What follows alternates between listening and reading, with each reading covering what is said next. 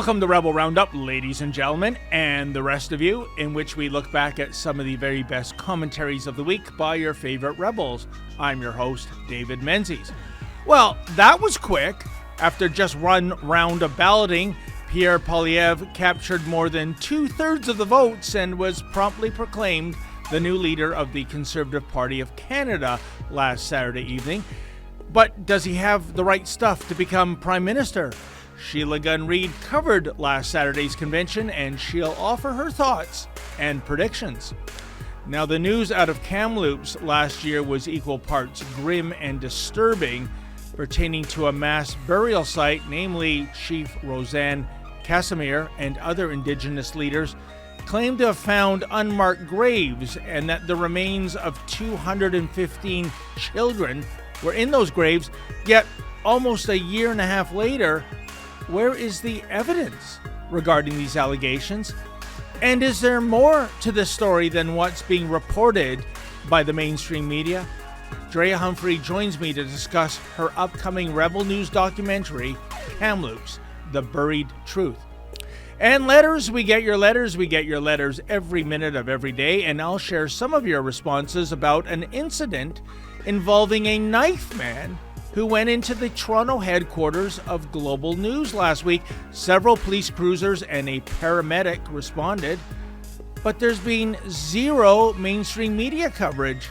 So the question arises, why is this story being covered up? Is it because the knife man is not, a so-called extremist with the Freedom Convoy, but rather an employee of Global News? Those are your rebels. Now let's round them up. This free episode of Rebel Roundup is brought to you by Adam Sosa here for Rebel News.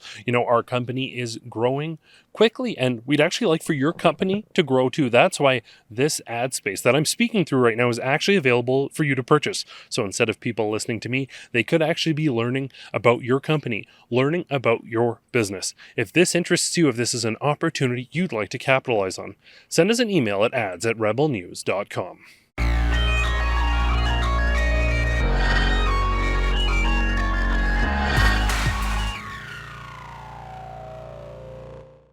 Tonight begins the journey to replace an old government that costs you more and delivers you less with a new government that puts you first, your paycheck, your retirement, your home, your country.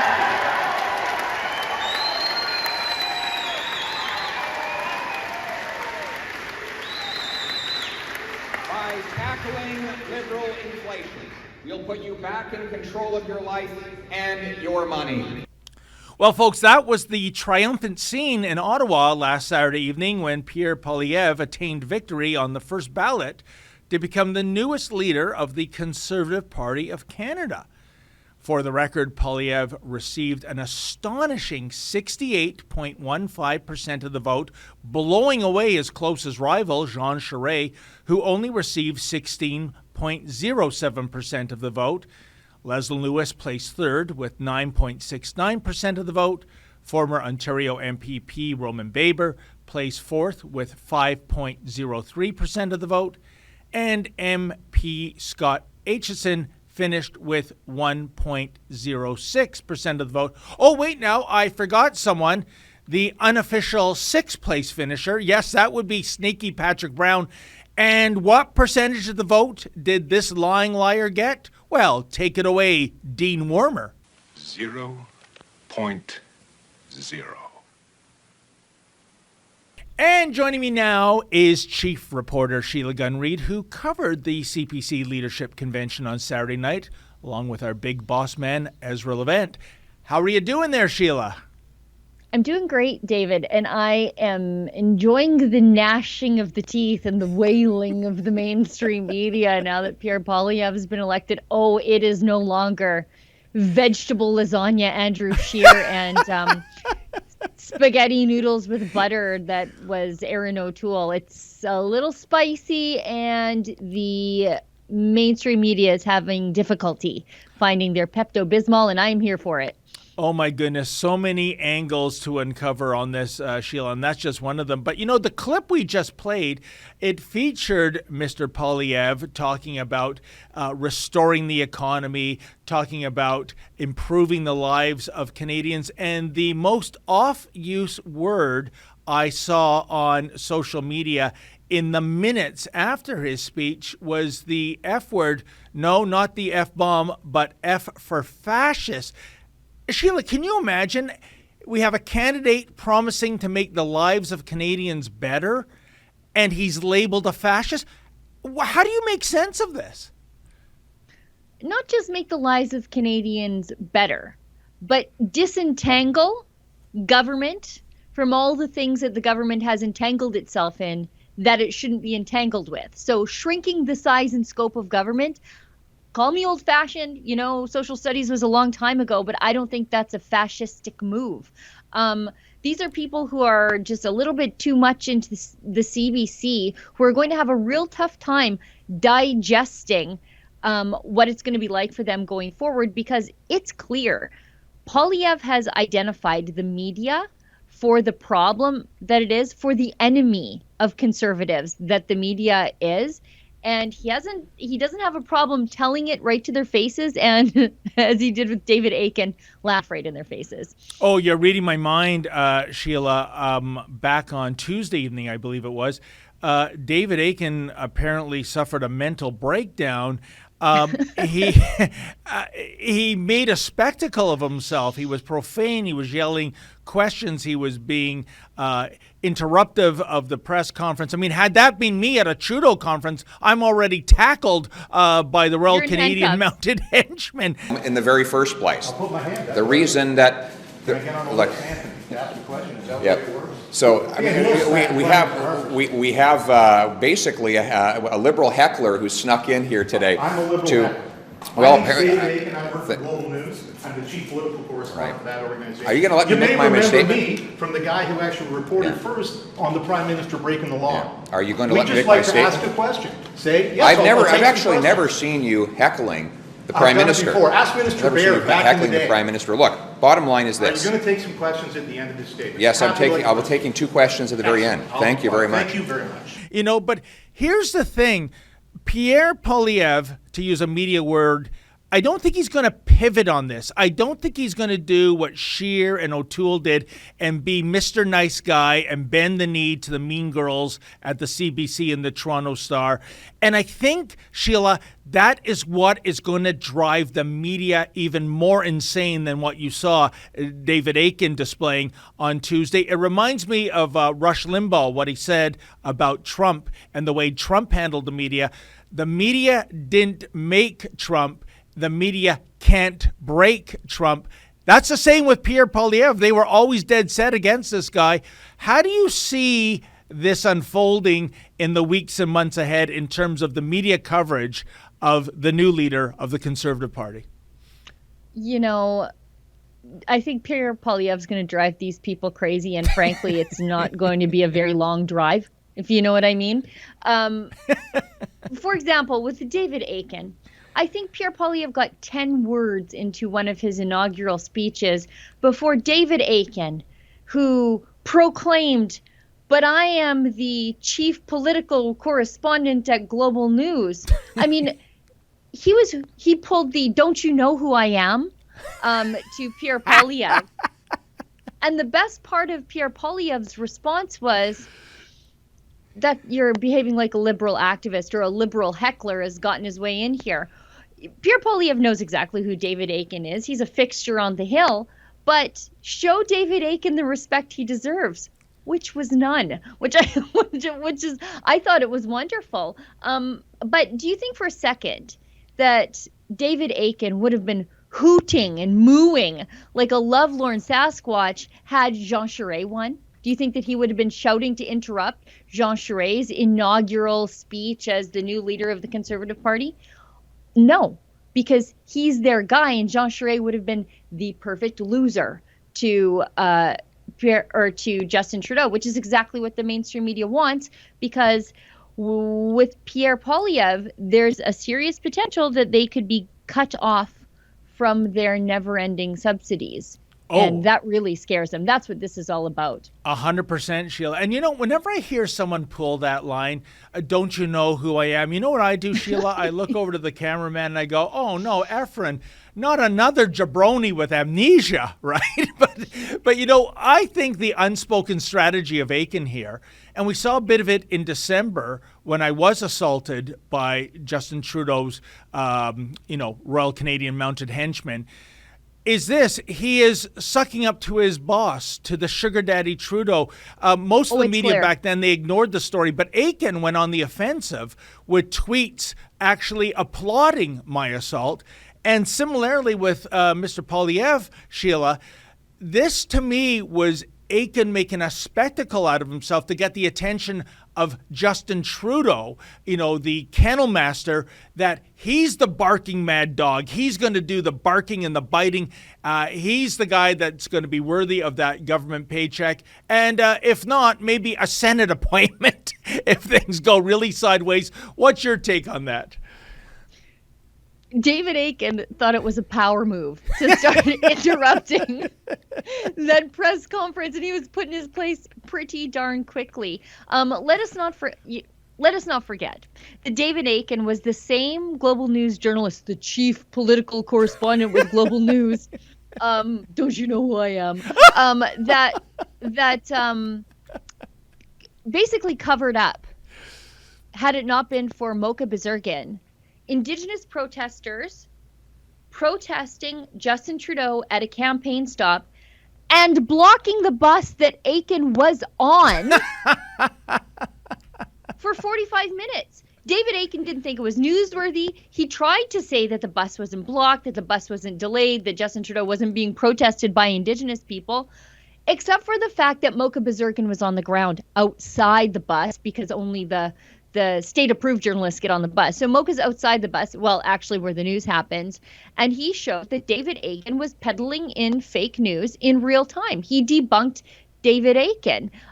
So it's no wonder that David Akin is trying to set the agenda now. He tried to set the agenda back then, but it's a different world.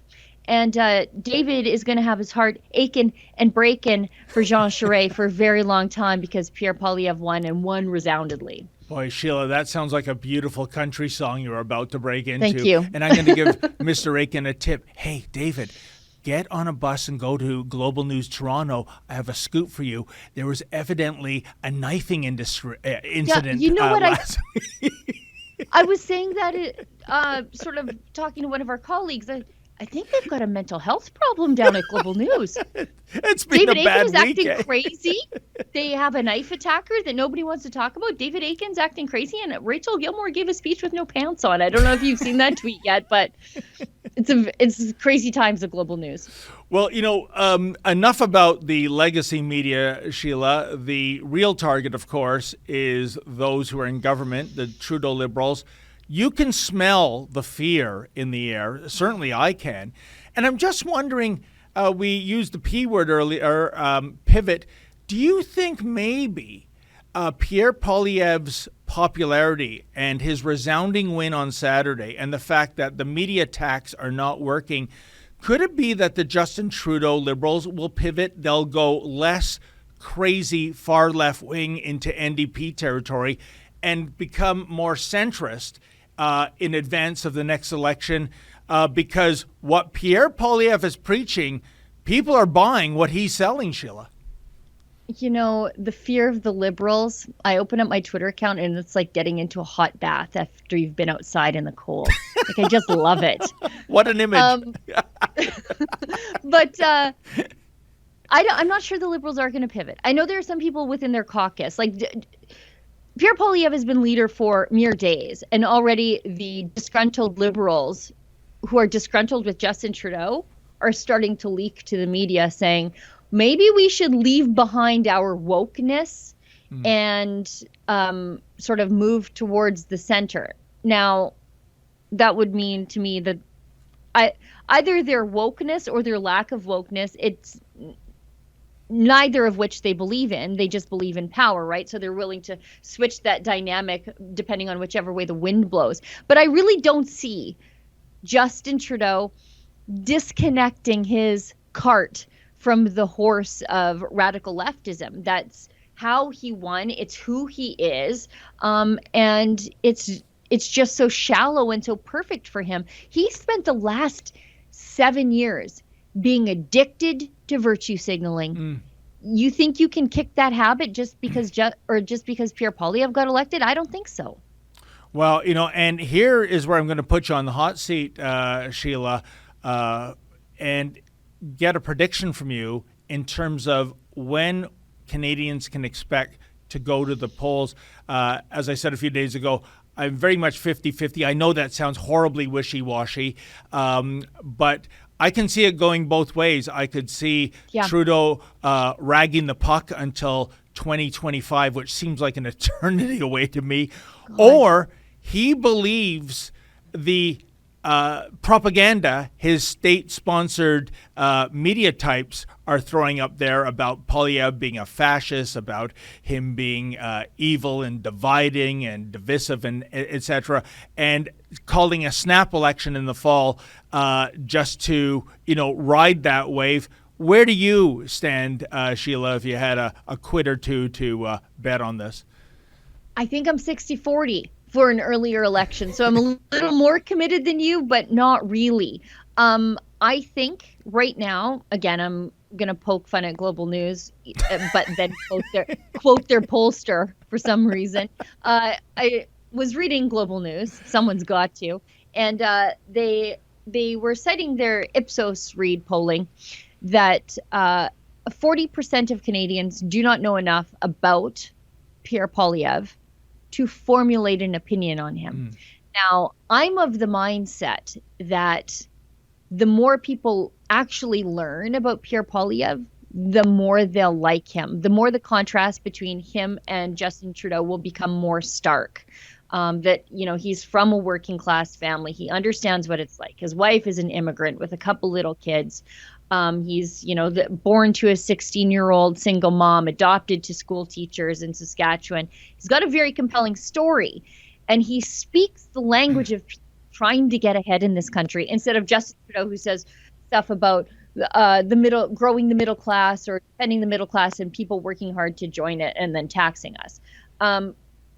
Pierre Poilievre's actually been middle class. He wasn't born with a silver shovel in his mouth. And I think the more Canadians learn about him, the more they're actually going to like him and be able to see the stark intellectual and class divide between him and Justin Trudeau.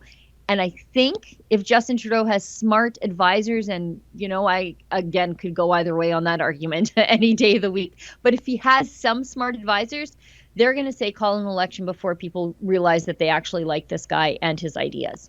You might be right, Sheila. And one last angle to pursue, and that was looking at some of the characters in conservative land in Ottawa last weekend during the conference. First and foremost, I was actually shocked at how poorly Jean Charest did, because we kept hearing this buzz about a great base in Quebec. He's built to win, they told us. To win. And I love this farewell speech, which was essentially that I will always be a committed member of the Conservative Party of Canada. Oh, by the way, I'm off to the private sector right now to make 7 figures and be the savior of any Canadians that are taken hostage in China, in case I've got the Huawei account. So I found that odd. But what I found gutless, Sheila, and it says it all for the final exclamation point on his career as leader, it was Aaron O'Toole not even showing his face. He just zoomed it in, his little speech, which, as the saying goes, would have been twice as good if only it were half as long. And I want to get your assessment on other things that stood out. Also, Jean Charest, when he was thanking all the Conservatives, he thanked also sneaky Patrick Brown, persona non grata at the Ontario PC Party, persona non grata at the Federal Conservative Party. Why is he thanking him? Yeah, I know Patrick Brown as a teenager had a Jean Charest poster in his bedroom, and how creepy is that? But what is your take on some of the Conservatives of note that you saw on the weekend, Sheila? Well, of course, there's Jean Charest. He looked like he was sucking on lemons the whole time that Pierre Poilievre was talking. He could even fake not being sour about it all. But we say that Jean Charest came came in second, and that is true when you look at how they allocate these points. But he is virtually tied in the vote count with Leslyn Lewis.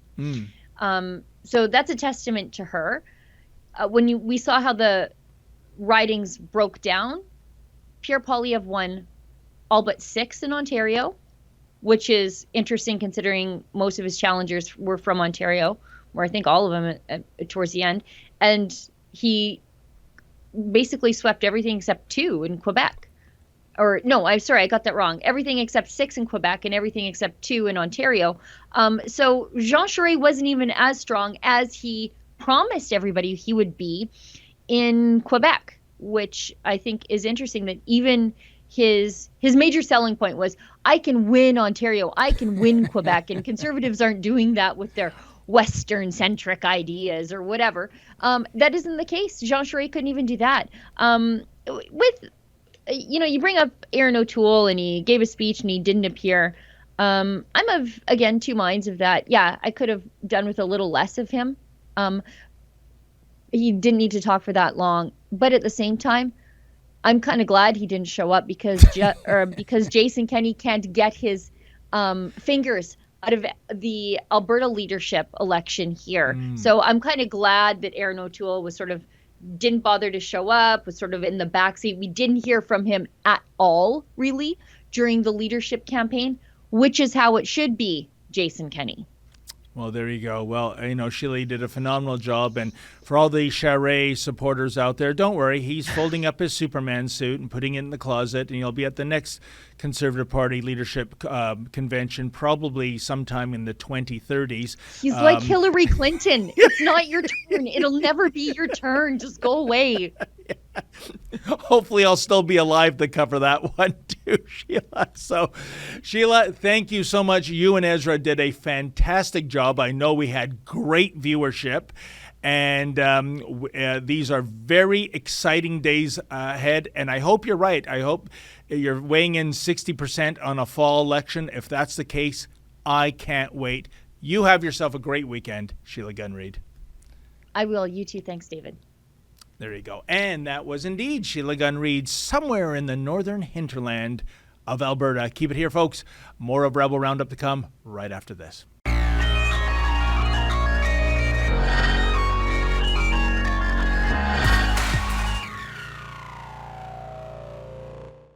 Well, the remains of 215 children have been found in a mass grave in Canada.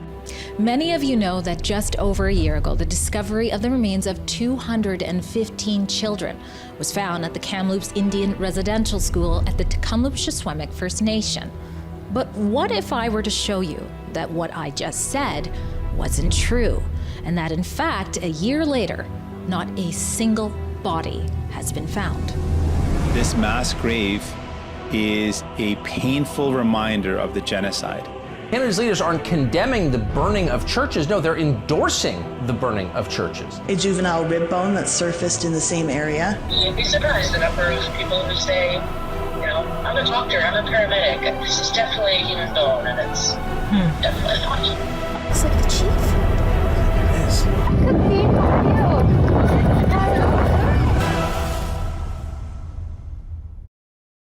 Sometimes telling the other side of the story means offending the sensibilities of others.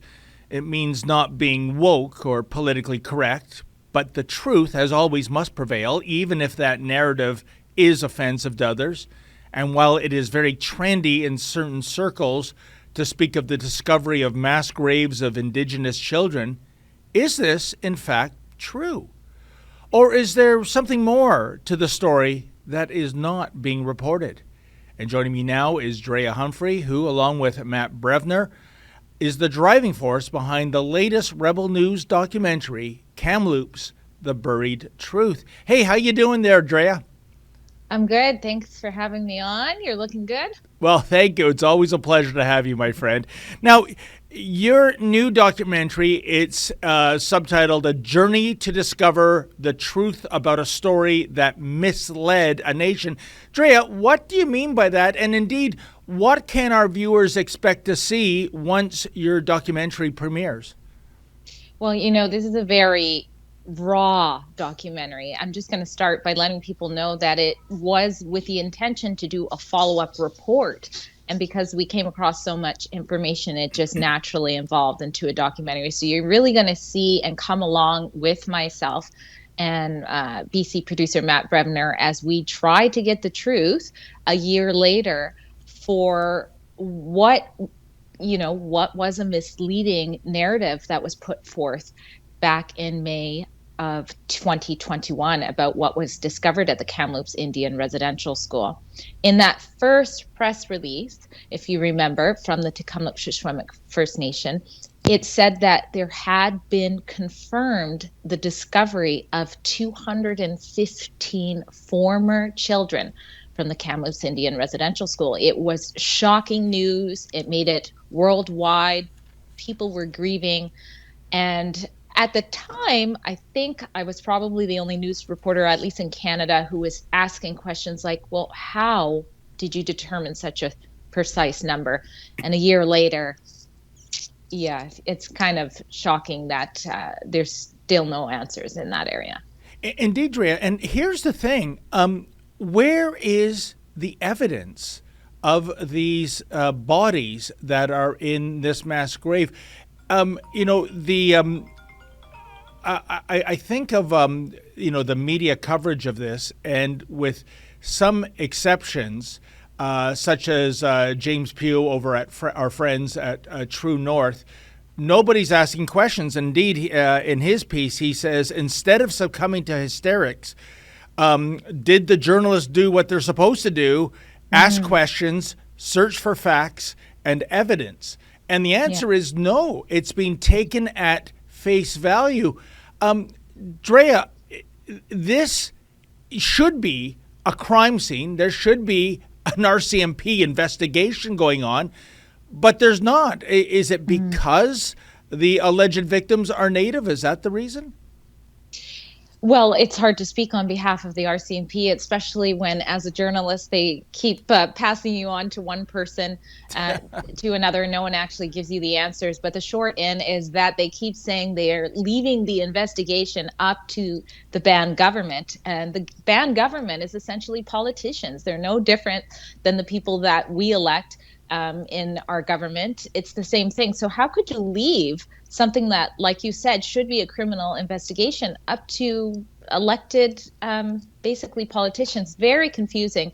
Early on, again, I take you back to when I first reported on this, the RCMP appeared to have been asking some sort of critical questions about the discovery and poking around. And Murray Sinclair basically went on, I want to say CBC, and said that those questions were intimidating the specialist, Dr. Sarah Beaulier, and that he advised her to get a lawyer. So what is happening here? The specialist whose work is what told the world that 215 children there seems to, for some reason, not want to answer questions from the RCMP.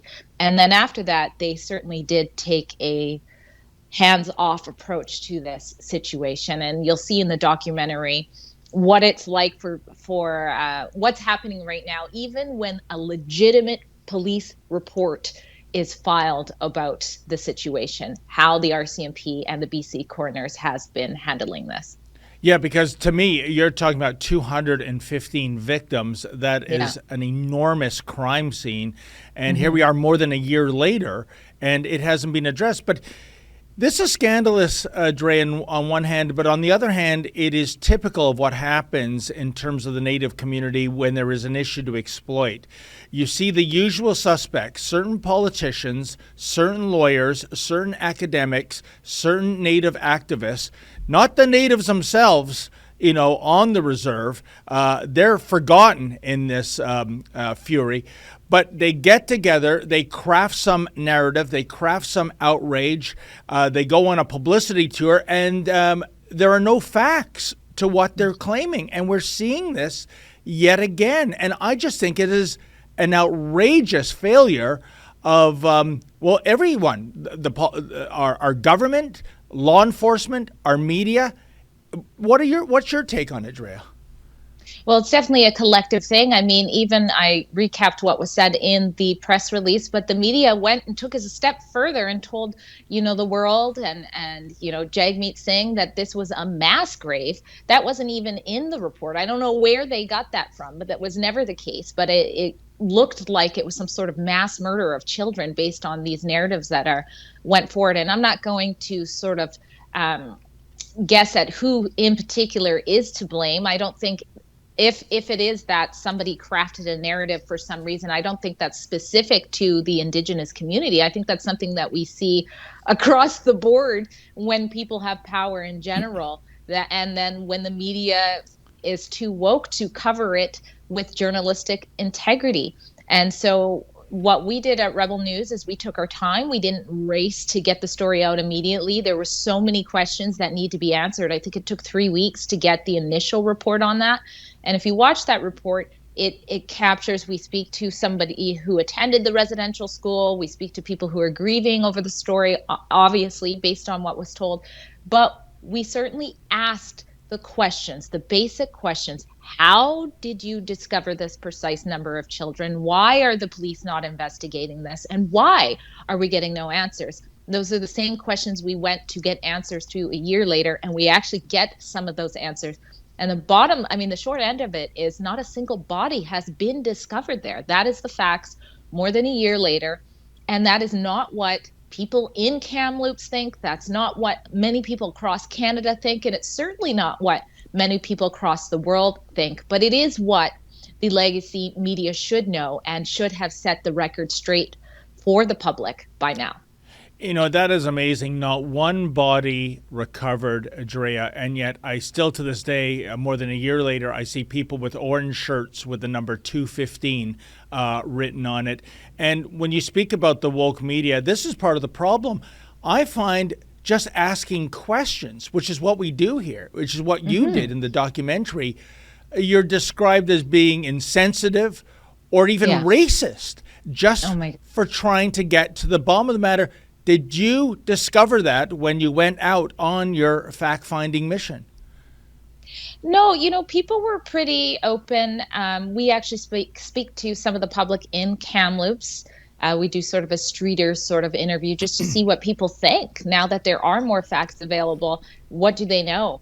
And they were very open to answering the question. And most of them agreed that it is a bit sort of confusing, I guess, as to why a shovel hasn't been put into the ground yet over something. I believe one lady says something, if we're looking for truth and reconciliation, the first part of that is the truth.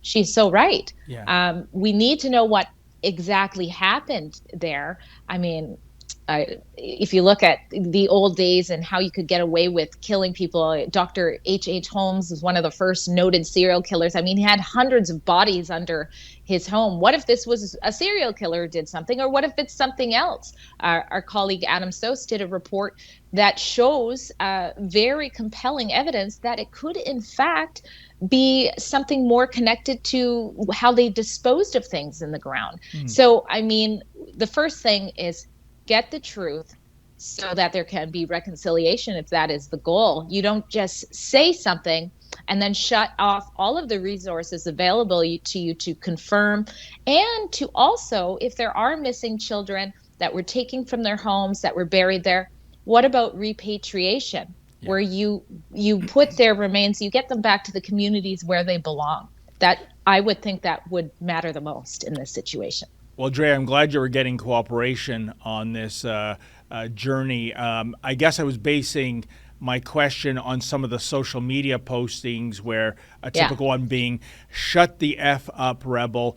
This is why you are a hateful organization. Why? For asking questions, for trying to get to the bottom of the matter, for trying to get the truth out there. So I'm glad when you were in the Kamloops area, you were actually being treated respectfully. But not on Twitter, though.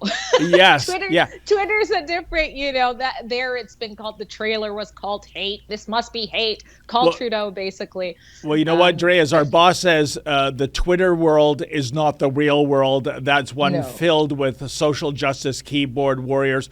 One last question, my friend. Where do you see this story going from here? As you mentioned, It's stated there are 250 bodies in this grave. Not a single body has been recovered. If we're looking back at this, say, 6 months, a year from now, is this potentially false narrative still being maintained, or are we eventually going to get to the bottom of this matter? Well, it seems that for now, that is all up to the band, whether or not the public is going to get the truth on this situation. I would like to see a more detailed release of the report that came and told the public that that's what's underneath there. I want to see what happened. I want to see what was involved in that. So I would like to see that. I think the public deserves to see that. And I think anybody who wants truth and reconciliation should want to see that. So I'm certainly not done following up with this. There are a lot of different pockets. There's the mass grave narrative we talked about. There's the amount of children we talked about. But there are other things that have happened that I guess I won't get into right now, but I'll just let you know I'm looking into them. I think that there is a lot more to this sort of false narrative that the public isn't even aware of. And let's not forget that in the 2.5 months following that announcement, close to 60, I believe close to 70, it was around 67, 68 churches were burnt and vandalized. Yes. That is Christian communities in Canada, where politicians and leaders basically said nothing, or it was understandable and it was justifiable, and the media did not really come to bat for those Canadians as well. So this is something we must do our due diligence journalistically, and that's what I intend to do. Great point, Drea. I mean, when you look at the hysteria that erupted, to think that this might be based on a potential hoax, this makes it even more egregious. If that is the situation, there should be a retraction. There should be an apology. But my friend, I'm not going to hold my breath waiting for it. Listen, I just want to say to you, Drea, and to Matt, you did great work on this assignment, and thank you so much for joining me. Okay, and don't shoot the messenger to all the haters watching. Yeah, there you go. That's right. Don't shoot the messenger because Drea is just trying to get to the truth of the matter. That's her only agenda. And indeed, that was Drea Humphrey in Vancouver. Keep it here, folks. More of Rebel Roundup to come right after this. My mug? I know. It's pretty cool. So is this hoodie I got on, and you could have it on too if you check out our special website at rebelnewsstore.com. That's where you can see Freedom Focus hoodies that we have for you, beanies, cell phone cases, you name it, all while supporting our journalism, where we fight to bring you the other side of the story, as opposed to, being forced by the Trudeau government to fund leftist media out of your taxes. The truth is, without you and your generosity, there is no Rebel News. So again, if you like the reports that we bring you and that we also fight for freedoms in Canada, please consider doing some shopping, picking up some swag at rebelnewsstore.com. We appreciate your support.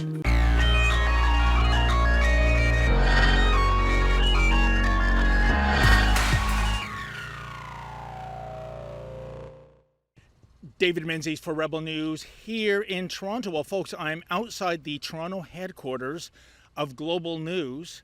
And can you imagine? We think we have stumbled upon a cover-up of a crime. Now, the details are very murky, but what we do know is that on Tuesday, there was allegedly an individual that came to Global News Toronto who may be an employee or an ex-employee. I've also heard from a source he might have been a current or former employee of Sportsnet, and he was brandishing a knife, and there was quite the commotion. Several Toronto police cruisers responded, as well as a paramedic. We have reached out for confirmation to the Toronto Police Service, and they say that, yes, there was an incident, but no charges were laid. Now, it's very odd, isn't it? Because we are living in a day and age where, well, if you go on to the Twitter account of Rachel Gilmore, journalists like her are being attacked on an almost a daily basis. I mean, as a matter of fact, I don't know why the flags are at half staff here at Global News. Is it for the passing of Queen Elizabeth II, or did Rachel Gilmore receive another nasty tweet? But in any event, she has complained about these attacks, and as I said earlier, that's all the attacks are. They're not physical attacks. They're just obnoxious, nasty tweets on social media. As well, last week, 48 journalism organizations and associations sent an open letter to Prime Minister Justin Trudeau demanding, well, not just funding, they already get that, but protection, both for their physical well-being as well as from, again, nasty tweets. So in other words, they want censorship. They're going to get their wish soon. The Justin Trudeau Liberals are hell-bent on censoring the internet. Now, this is very odd that here is an example, potentially, of an attack being carried out. I mean, a man with a knife, he obviously means business, and yet there's been no story about this. What's going on? This is a news organization. Now, I reached out to the news director, Mackay Taggart, he, him, have not heard back. I've reached out to Catherine McDonald. She's the veteran crime reporter, because this sounds kind of crimey. She has not reached back. Of course, Rachel Gilmore, she's very big on the victim file. She hasn't reached back either. I did reach out to Rashima Govani. I basically received an email back that she can't comment on anything. So that is why we are here today, to pay a house call and find out what happened on Tuesday night and why this is not being reported. Let's see what we can find out. Oh, we're just here to see Mackay Taggart, he, him. And you are? I'm David Menzies with Rebel News. And who are you, by the way? Well, stop recording. Why are you guys recording me? You're with Global News and you're worried about being recorded? No, I don't understand why you recording me. Were you here for the knife attack on Tuesday? No. Oh, okay. Do you know who it was? I have no comments. I'm not well, who are you exactly then? I just told you who I am. I'm security guard here. Oh, you're a security guard. Okay, can I see your security license? Yes, I have it with me right now. Okay, then. I'm off. I'm gone now. I'm off. You're gone. He's taking over. Oh, it's kind of like a line change in Shift change. A shift change. Okay, then. Hi, sir. How you doing? Were you here on Tuesday for the knife attack? I can't talk. You can't talk. Oh, is English not your first language? No, it's my third language. Oh, okay. I wish I was trilingual. You know, is Mackay Taggart, he, him here? Mackay Tiger? Yeah. Never heard of him? Not either. You know, that sounds like an old-fashioned busy signal to me. I thought this was Global News. I mean, they get millions of our tax dollars. Wouldn't they have the most latest tech imaginable? Hello? Well, there you have it, folks. No comment. In fact, we once again got the bum's rush from security and the building manager. But again, the question arises, why isn't this potentially deadly incident being reported as news? I mean, the journalists and journalist organizations that penned that open letter to Justin Trudeau last week, they're so concerned about violence, you think that this would lead the news, but no, it's being covered up. And their buddies in the media party industry, they're not reporting on it either. Now, it's interesting because let me quote one of the lines in that open letter to Justin Trudeau. Quote, "First, many of the threatening emails use similar language, the language commonly used by domestic extremist groups," end quote. What's very odd about that, folks, is they don't say who the so-called domestic extremist groups are. I think they're talking about the Freedom Convoys, quite frankly. I think they consider those groups who are standing up for our rights and freedoms to be domestic extremist groups. And isn't that maybe the solution to this riddle here, why this story is being covered up by the mainstream media? You see, if it was somebody wearing a MAGA hat, if it was some patriot in a pickup truck displaying a Canadian flag, oh, you want to bet that's going to lead Global News Toronto, their newscast.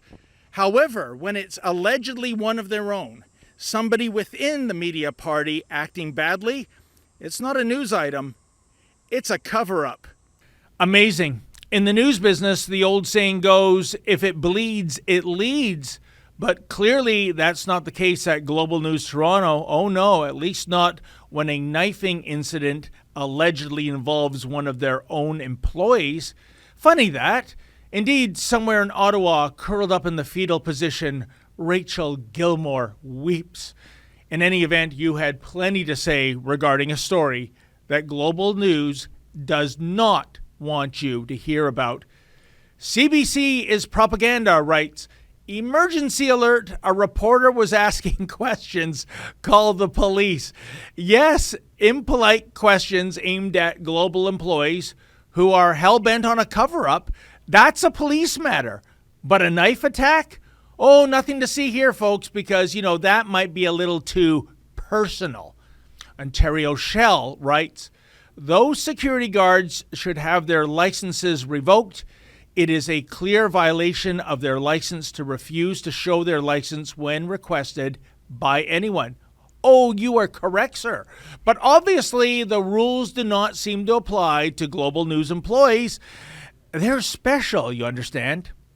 Rowene 30 writes, this is really weird. This is a really weird story. Keep digging. Your wish is my command, Rowene. I have been digging. And I'll tell you this, I'll have an update on this story next week. As Billy Red Lions used to say, don't you dare miss it.